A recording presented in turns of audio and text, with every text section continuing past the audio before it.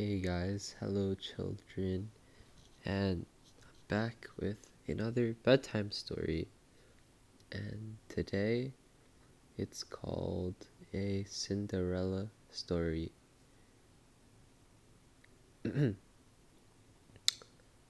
Once upon a time, a girl named Cinderella lived with her stepmother and two stepsisters.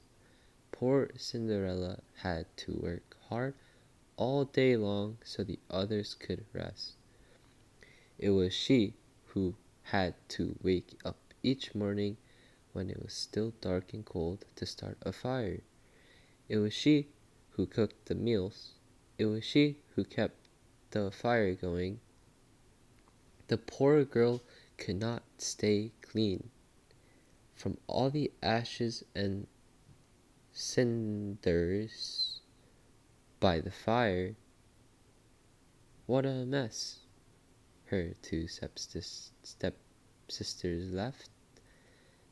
And that is why they call her Cinderella. One day, big news came to town. The king and queen were going to have a ball. It was time for the prince to find a bride. All the young ladies in the land were invited to come. They were wild with joy. They would wear their most beautiful gown and fix their extra nice and fix their hair extra nice. Maybe the prince would like them. At Cinderella's house, she now had extra work to do. She had to make two brand new gowns for her stepsisters. "Faster!" shouted one stepsister. "You call that a dress?" screamed the other. "Oh dear," said Cinderella. "When can I—" The stepmother marched into the room. "When can you what?" "Well," said the girl, "when will I have time to make my own dress for the ball?" "You?" yelled your stepmother. "Who said you were going to the ball?" "What a laugh," said one stepsister. "Such a mess." They pointed at Cinderella. All of them laughed. "Hee hee hee hee hee." Cinderella said to herself, "When they look at me, maybe they will see a mess, but I am not that way. And if I would go to the ball." Soon the time came for the stepmother and stepsisters to leave for the big party. Their fine carriage came to the door. The stepmother and the stepsisters hopped inside, and they were off. Chalga called Cinderella. "Have a good time."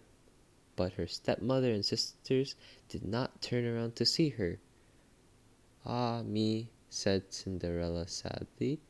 The carriage rode down the street. She said as loud, "I wish I could go to the ball too." Then poof! All of a sudden, in front of her was a fairy. "You called?" said the fairy. "Did I?" said Cinderella. "누구세요?" "Why, your fairy godmother, of course. I know your wish, and I've come to grant it." "But," said Cinderella, "my wish is impossible." "저기요," said the fairy godmother in a huff. "Did I not just show out of thin air?" "Hessel," said Cinderella. "Then then let me be the one to say what is possible or not." "Well, I think you know I want to go to the ball too." She looked down at her dirty clothes. "But look at me. You do look a bit of a mess, child," said fairy godmother. "Even if I had something nice to wear," said the girl, I would have no way to get there.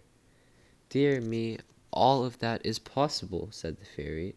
With that, she tapped her wand on Cinderella's head. At once, Cinderella was all clean.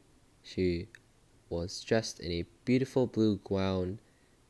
Her hair was set up high on her head inside a golden band. This is wonderful, said Cinderella. Who said I was done? Said the fairy godmother. She tapped her wand again. At once a beautiful carriage came to be, with a driver and 4 horses. Am I dreaming? Said Cinderella, looking around her. Is this real?